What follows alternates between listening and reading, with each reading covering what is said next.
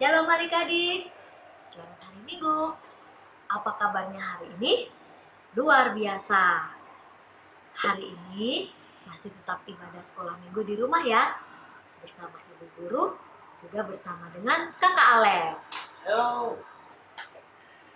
Kita siap mendengarkan cerita ya. Sebelumnya kita minta pimpinan Tuhan, kita lipat tangan, dan kita tundukkan kepala, kita berdoa. Tuhan Yesus, kami akan mendengarkan cerita Alkitab. Buka hati kami Tuhan untuk memperhatikan dan mendengarkan dengan baik. Dalam nama Yesus kami berdoa. Haleluya. Amin. Adik-adik tahu lagu Bapak Abraham mempunyai. Ayo kita nyanyi sama-sama ya, diiringi musik oleh kakak Alef.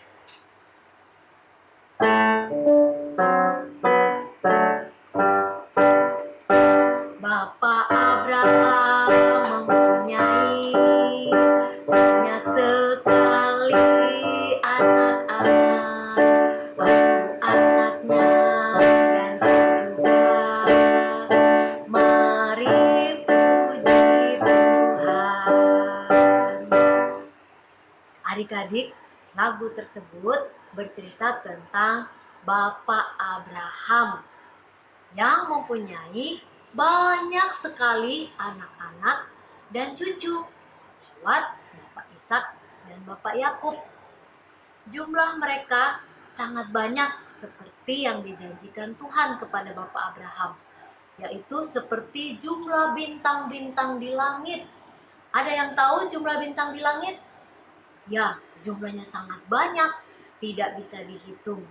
Seperti itulah jumlah keturunan Bapak Abraham yang tinggal di Mesir. Dan mereka inilah yang disebut bangsa Israel. Adik-adik, karena jumlah mereka yang sangat banyak, ketika tinggal di Mesir, Raja Mesir merasa takut dan khawatir. Wah, jangan-jangan nanti mereka bisa memimpin bangsa Mesir.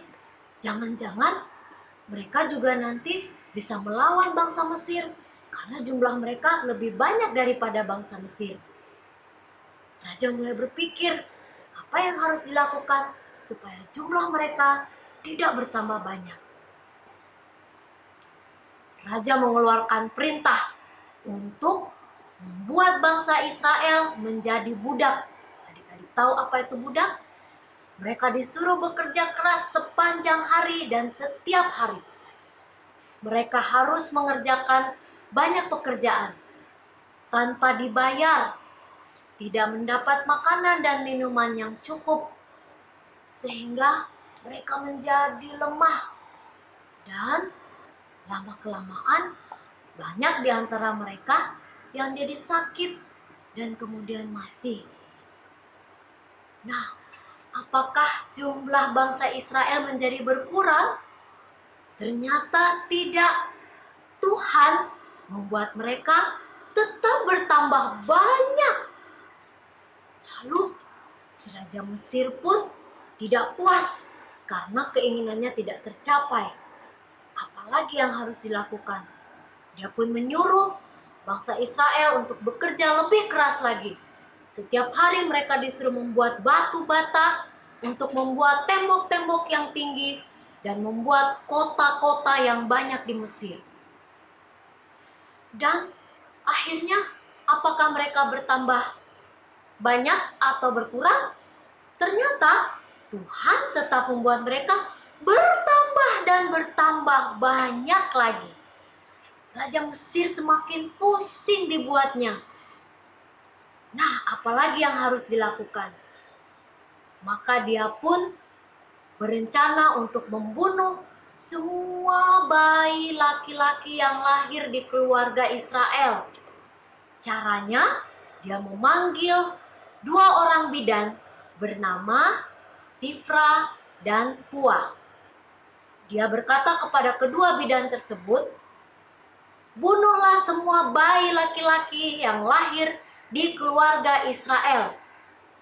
Lalu bidan-bidan itu pun kembali ke bangsa Israel. Namun, Tuhan menggerakkan hati kedua bidan tersebut. Kedua bidan tersebut tidak menuruti perintah raja. Mereka tetap membantu melahirkan ibu-ibu orang Israel untuk melahirkan bayi laki-lakinya. Dan jumlah mereka pun semakin bertambah banyak. Lalu si Raja Mesir semakin marah sehingga dia mengeluarkan perintah yang berikutnya, yaitu semua bayi laki-laki yang lahir di keluarga Israel harus dibuang ke sungai. Itulah perintah si Raja Mesir. Nah, adik-adik, cerita kita hari ini, firman Tuhan mau berkata bahwa Tuhan akan selalu menolong orang-orang yang dikasihinya dengan cara menggerakkan orang-orang untuk menolong umat yang dikasihinya seperti dalam cerita tadi. Tuhan juga mengajarkan kepada kita lewat firman-Nya hari ini bahwa kita pun dapat digerakkan untuk menolong orang lain di sekitar kita. Demikianlah cerita firman Tuhan pada hari ini. Minggu depan akan kita lanjutkan kembali cerita tentang bangsa Israel. Cerita ini dapat kalian baca di Alkitab, di kitab Keluaran 1, ayat yang pertama sampai ke-22. Tuhan memberkati adik-adik sekalian. Sampai jumpa minggu depan.